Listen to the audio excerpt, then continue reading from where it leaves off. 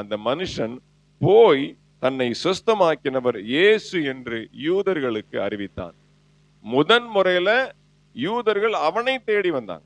அவனை தேடி வந்து உன்னை சுகமாக்கியது யார் என்று கேட்டார்கள். அப்பொழுது அவன் உண்மையிலேயே தெரியல, எனக்கு யாருன்னு தெரியல அப்படின்ட்டான். இரண்டாவது முறை யார் அவன்கிட்ட கேட்கல. அந்த சாப்டர் முடிஞ்சிருச்சு, அவங்க போயிட்டாங்க, அந்த டிஸ்கஷன் முடிஞ்சிருச்சு, அந்த கலைபரம் எல்லாம் முடிஞ்சிருச்சு. ஆனால் இரண்டாவது முறையாக அவர்தான் இயேசு என்று சொல்லி அவனுடைய உள்ளத்துல ஊர்ஜிதமான பிறகு இவன் பர்பஸா போகிறான். அதான் பெரிய விஷயம். அல்லேலூயா. அவன் போய் யூதர்களை தேடி சொல்றான், அவர் இயேசு என்று அறிவித்தான். அல்லேலூயா. பர்பஸா எதிரிய போய் குகையில சந்திக்கிற மாதிரி. அல்லேலூயா. குகையில சிங்கத்தை போய் நாமளே வாலண்டியரா சந்திக்கிற மாதிரி. அல்லேலூயா. அவன் பர்பஸாய் அவன் போய், யார் அவன்கிட்ட கேட்கல, அது அன்னைக்கோட முடிஞ்சு போச்சு.